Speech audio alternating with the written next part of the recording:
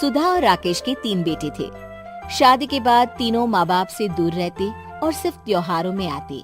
माँ जी, पिताजी, अगली बार आप लोग हमारे घर आइएगा।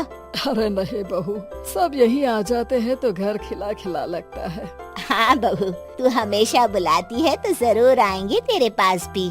हाँ हाँ, दीदी का घर बड़ा जो है, सब कुछ आपने शादी के बाद दीदी को ही तो दे दिया था। हमें भी दिया होता तो हम भी बड़ा घर लेते। क्यों सुनील? अरे नहीं नहीं, पापा ने सबको एक बराबर ही दिया है। छोटी बहू, क्या चाहिए तुम्हें, बोलो। वो आपके सोने की चेन वाली घड़ी है ना, वो अगर आप मुझे, तभी वहाँ मजली बहू भी आ जाती है। और मुझे ना आपका मंगलसूत्र कितना लंबा, सुंदर और भारी भी है। अरे हाँ हाँ, तुम दोनों को ही दूंगी बहू, चिंता न करो।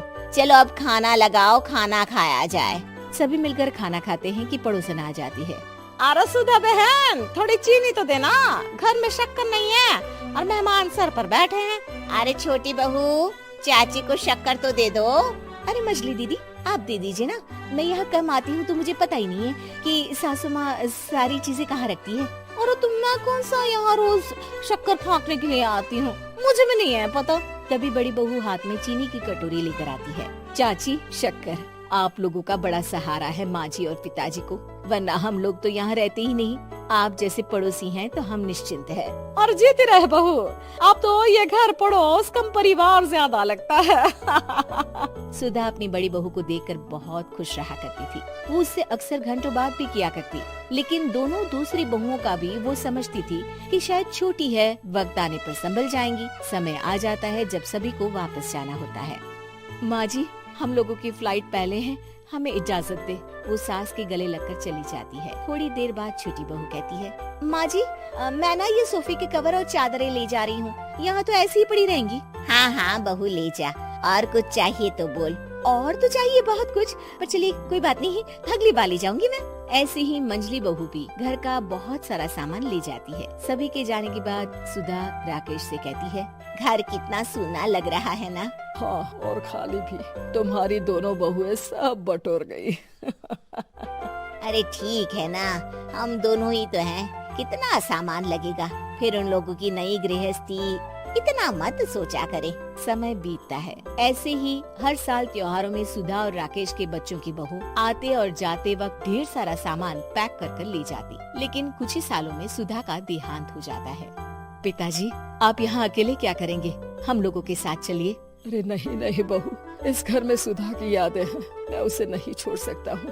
अब तुम लोगों की माँ नहीं रही। देख लो, वैसे तो मैंने उसके जीते जी सब कुछ दे दिया है, लेकिन कुछ उसका पर्सनल कीमती सामान था जो ये है, ले लो। सामान में होती है एक घड़ी और एक मंगलसूत्र। माँ जी ने कहा था कि वो ये घड़ी मुझे देंगी।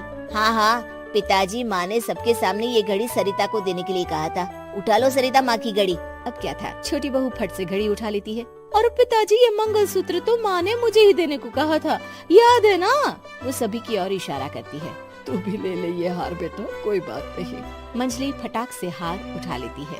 ससुर बड़ी बहू की तरफ देखते हैं। तुझे क्या दूं बेटा?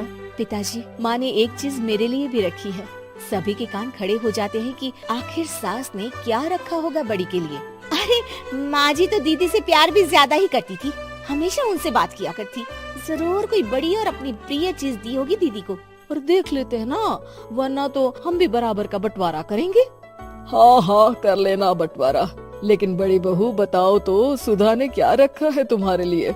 अभी तो हम लोग यही हैं पापा जी, जब जाने लगेंगे तो बता दूंगी। बड़ी बहू के मुंह से ये बात सुनकर बाकी दो बहुएं सोचने लगती हैं कि आखिर क्या है जो दीदी को सासू माँ देकर गई हैं। दीदी, ऐसा तो नहीं ना कि पूरे घर का आधा हिस्सा माँ बड़ी भाभी को देकर गई हो? तभी वहाँ ससुर आ जाते हैं। नहीं नहीं, ऐसा कुछ नहीं है। मकान तो तुम तीनों का बराबर से है। देखो, बड़ी बहू से तुम्हारी सास ज्यादा जुड़ी थी, न जाने क्यों घंटों बात किया करती थी। पता नहीं क्या देकर गई है उसे। और ससुर जी, आपको क्या पता, चालाकी से पूरे घर के पेपर में साइन करवा लिए हो, या फिर कोई छुपा गहना।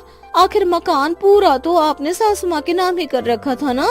अब घर में ये सस्पेंस बन जाता है कि आखिर बड़ी बहू क्या लेकर जाएगी। फिर वो दिन भी आ जाता है जब बड़ी बहू के जाने का समय हो जाता है। बेटा, परसों तुम चली जाओगी, बताया नहीं माँ ने तुम्हें क्या दिया?